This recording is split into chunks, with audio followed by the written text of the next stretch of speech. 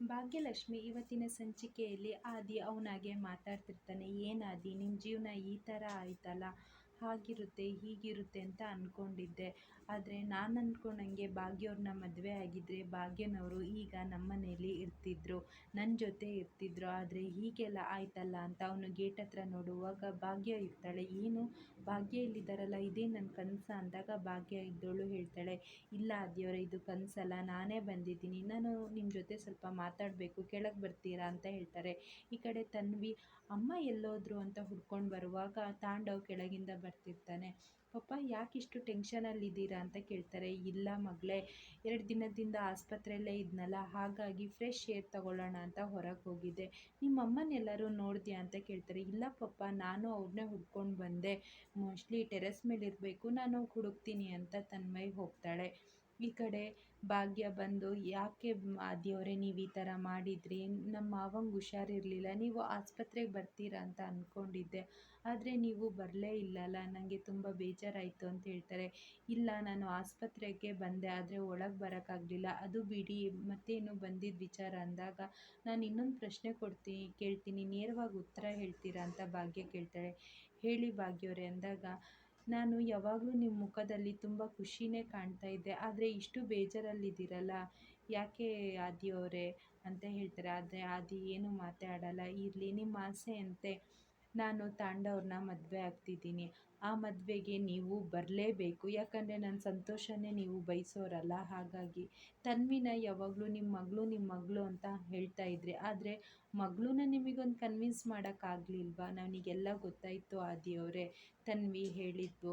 ತನ್ವಿ ಬಂದು ಅಪ್ಪ ಮತ್ತು ಅಮ್ಮನಿಂದ ನೀವು ದೂರ ಇರಿ, ಇಲ್ಲಾಂದರೆ ಈ ಶ್ರೇಷ್ಠನ ದ್ವೇಷ ಮಾಡ್ತಿದ್ದೀನ ನೋಡ್ತಿದ್ದೀನ, ನಿಮ್ಮನ್ನು ಇನ್ನೊಂದು ಶ್ರೇಷ್ಠ ಥರ ನೋಡಬೇಕು ಅಂತ ತನ್ವಿ ನಿಮ್ಮ ಹತ್ರ ಹೇಳಿರೋದು ಎಲ್ಲ ವಿಚಾರ ನನಗೆ ಗೊತ್ತಾಯಿತು. ಆದರೆ ನಿಮಗೆ ಅವಳನ್ನ ಕನ್ವಿನ್ಸ್ ಮಾಡೋಕ್ಕಾಗಲಿಲ್ಲಲ್ಲ, ಹಾಗಾಗಿ ನಾನೀಗ ತಾಂಡವನ್ನ ಮದುವೆ ಆಗ್ತಿದ್ದೀನಿ, ನನ್ನ ಸಂತೋಷನೇ ಬಯಸೋರಲ್ಲ ನೀವು, ಈ ಮದುವೆಗೆ ನೀವಂತೂ ಬರಲೇಬೇಕು ಅಂತ ಹೇಳಿ ಭಾಗ್ಯ ಈ ಕಡೆ ಹೋಗ್ತಾಳೆ. ಇಲ್ಲಿ ಆಸ್ಪತ್ರೆಯಲ್ಲಿ ನರ್ಸು ಓಟಿ ಹತ್ರ ಗಡಿಬಿಡಿಲಿ ಓಡಾಡ್ತಿರ್ತಾಳೆ. ತಾಂಡವ್ ಏನಾಯಿತು ಅಂತ ಕೇಳಿದ್ರು. ನರ್ಸು ಟೆನ್ಷನಲ್ಲಿ ಹೋಗ್ತಿರ್ತಾರೆ.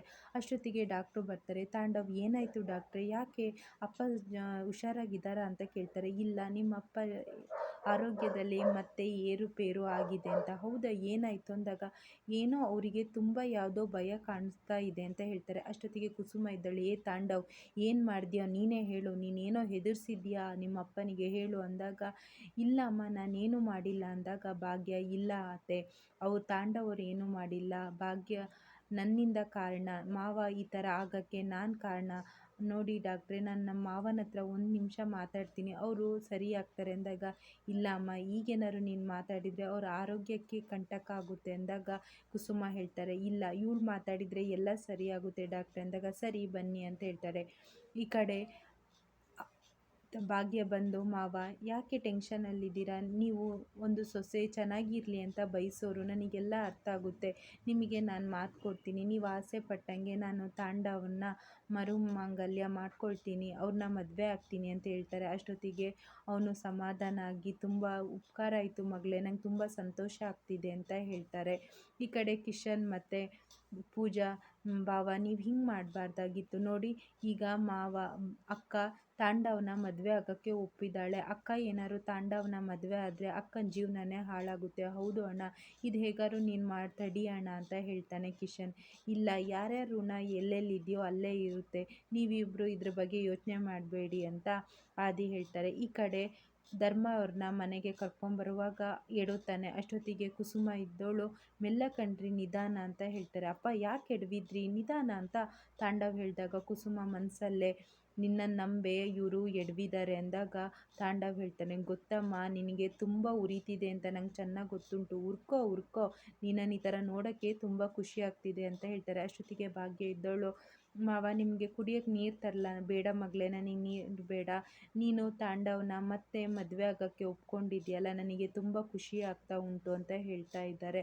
ಅಷ್ಟೊತ್ತಿಗೆ, ಇರಲಿ ಮಾವ, ಅದ್ರ ಬಗ್ಗೆ ಎಲ್ಲ ಈಗ ಏನಕ್ಕೆ ಮಾತಾಡೋದು, ಈಗ ನೀವು ಸುಧಾರಿಸ್ಕೊಳ್ಳಿ ಅಂತ ಹೇಳ್ತಾರೆ. ಅಷ್ಟೊತ್ತಿಗೆ ಧರ್ಮ ಇದ್ದವರು, ಇಲ್ಲ ಮಗಳೇ ನೀನು ಇನ್ನೊಂದು 2 ದಿನದಲ್ಲೇ ಈ ಮದುವೆನ ಆಗಬೇಕು, ಯಾಕಂದರೆ ನನಗೆ ಮೇನ್ ಸರ್ಜರಿ ಆಗಿದೆ, ನಾನು ಯಾವಾಗ ಏನು ಅಂತ ಹೇಳೋಕ್ಕಾಗಲ್ಲ. ಮಾವ ನೀವು ಹಂಗೆ ಹೇಳ್ಬೇಡಿ ಅಂತ ಭಾಗ್ಯ ಹೇಳ್ತಾರೆ. ಇಲ್ಲ ಮಗಳೇ, ಇನ್ನು 2 ದಿನದಲ್ಲಿ ನಿಮ್ಮ ಮದುವೆನ ನೋಡಬೇಕು ಅಂತ ಆಸೆ ಆಗ್ತುಂಟು ಅಂತ ಹೇಳ್ತಾರೆ. ಅಷ್ಟೊತ್ತಿಗೆ ತನ್ವಿ ಇದ್ದವಳು, ಹೌದು ತಾತ ಬೇಗ ಮಾಡಿಸೋಣ. ಆ ಶ್ರೇಷ್ಠ ಆಂಟಿ ಯಾವಾಗಲೂ ಹೇಳ್ತಿದ್ರು ನಿಮ್ಮ ಅಮ್ಮಂಗೆ ಡಿವೋರ್ಸ್ ಕೊಟ್ಟಿದ್ದಾರೆ, ಅವನು ನನ್ನ ಗಂಡ ಅಂತ ಯಾವಾಗಲೂ ಶ್ರೇಷ್ಠ ಆಂಟಿ ಹೇಳ್ತಾ ಇದ್ರು. ಈಗ ಪಪ್ಪ ಅಮ್ಮ ಮದುವೆ ಆಗೋದ್ರಿಂದ ತುಂಬ ಖುಷಿ ಆಗ್ತುಂಟು ಅಂತ ಹೇಳ್ತಾರೆ. ಅಷ್ಟೊತ್ತಿಗೆ ಭಾಗ್ಯ ಒಪ್ಕೊಳ್ತಾಳೆ. ಕುಸುಮ ಇದ್ದಳು, ನೋಡು ನೀನು ಅರ್ಜೆಂಟ್ ಮಾಡಬೇಡ, ಯೋಚನೆ ಮಾಡಿ ನಿರ್ಧಾರ ತಗೊಳ್ಳೋ ಅಂದಾಗ, ಇಲ್ಲ ನನಗೆ ತುಂಬ ಖುಷಿ ಇದೆ ಅಂತ ಹೇಳ್ತಾಳೆ. ಅಷ್ಟೊತ್ತಿಗೆ ತಾಂಡವಿದ್ದನು, ಅಪ್ಪ ಯಾಕೆ ಹಂಗೆ ಹೇಳ್ತೀರಾ, ಅವಳು ಈಗ ಆದಿಯವ್ರನ್ನ ಮದುವೆ ಆಗೋಕ್ಕೆ ಮನ್ಸಾರೆ ಒಪ್ಕೊಂಡಿದ್ದಾಳೆ, ಅವಳಿಗೂ ಸ್ವಲ್ಪ ಟೈಮ್ ಕೊಡಿ, ಅವಳಿಗೆ ತಕ್ಷಣ ನನ್ನನ್ನು ಮದುವೆ ಆಗಬೇಕು ಅಂದರೆ ಅವಳಿಗೂ ಒಂಥರ ಆಗುತ್ತೆ ಅಂದಾಗ, ಇಲ್ಲ ನನ್ನ ಮಗಳು ಮನಸ್ಪೂರ್ವಕವಾಗಿ ಒಪ್ಪಿಗೆ ಕೊಟ್ಟಿದ್ದಾಳೆ ಅಲ್ವಾ ಮಗಳೇ ಅಂತ ಕೇಳ್ತಾರೆ. ಹ್ಞೂ ಮಾವ, ನನಗೆ ಮನಸ್ಪೂರ್ವಕವಾಗಿ ಒಪ್ಪಿಗೆ ಇದೆ ಅಂತ ಹೇಳಿ, ಸರಿ ನಾನು ನಿಮಗೆ ಗಂಜಿ ಮಾಡ್ಕೊಂಬರ್ತೀನಿ ಅಂತ ಹೋಗ್ತಾಳೆ. ಅಷ್ಟೊತ್ತಿಗೆ ತಾಂಡವ್ ಮನಸ್ಸಲ್ಲಿ, ಎಮ್ಮೆ ನನಗೆ ಗೊತ್ತುಂಟು ಕಣೆ, ನೀನು ಮುಖದಲ್ಲಿ ಮಾತ್ರ ನಗಾಡ್ತಿದ್ಯಾ, ಆದರೆ ಮನಸ್ಸಲ್ಲಿ ನಿನಗೊಂಚೂರು ಇಷ್ಟ ಇಲ್ಲ ಅಂತ, ಈ ಮದುವೆ ಆಗು, ನೀನನ್ನು ಹೆಂಗೆ ನೋಡ್ಕೊಳ್ತೀನಿ ಅಂತ ಹೇಳ್ತಾಳೆ. ಅಷ್ಟೊತ್ತಿಗೆ ಭಾಗ್ಯ ಗಂಜಿ ಮಾಡ್ತಿರ್ತಾಳ. ತಾಂಡವ್ ಬರ್ತಾನೆ. ಸ್ವಲ್ಪ ಬರ್ಬೋದಾ ಅಂತ ಕೇಳ್ತಾರೆ. ಹ್ಞೂ ಬನ್ನಿ ತಾಂಡವರೇ ಅಂತ ಹೇಳ್ತಾರೆ. ಅಲ್ಲ ಭಾಗ್ಯ, ನನ್ನನ್ನು ಮದುವೆ ಆಗಲ್ಲ ಅಂತ ಹಠ ಹಿಡಿದೋಳು ಈಗ ಒಮ್ಮೆಲೆ ಒಪ್ಕೊಂಡಿದೀಯಲ್ಲ, ನಿಂಗೆ ನಿಜವಾಗ್ಲೂ ಒಪ್ಪಿಗೆ ಇದೆಯಾ ಅಂತ ಕೇಳ್ತಾನೆ. ಹ್ಞೂ ನನಗೆ ಒಪ್ಪಿಗೆ ಉಂಟು ತಾಂಡವರೇ, ನನ್ನ ಮನಸಾರೆ ಒಪ್ಕೊಂಡಿದ್ದೀನಿ ಅಂತ.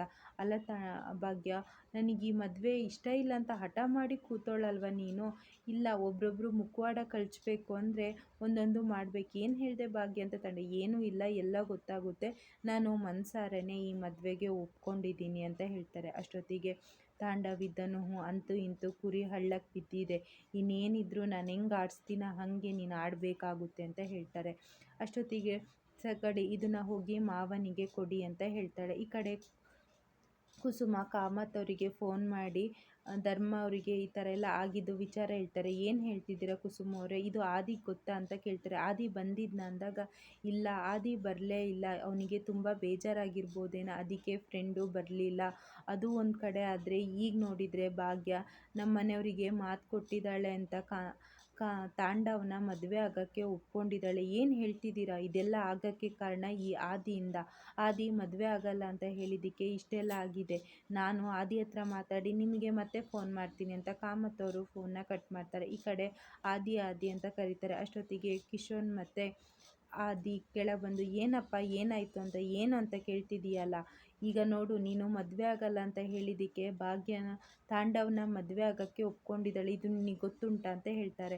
ಇಷ್ಟು ಇವತ್ತಿನ ಸಂಚಿಕೆಯಲ್ಲಿ ನಡೆದಿದೆ. ಈ ವಿಡಿಯೋ ಇಷ್ಟ ಆಗಿದ್ದರೆ ಲೈಕ್ ಮಾಡಿ, ಶೇರ್ ಮಾಡಿ, ಹಾಗೆ ಚಾನಲ್ನ ಸಬ್ಸ್ಕ್ರೈಬ್ ಮಾಡಿ.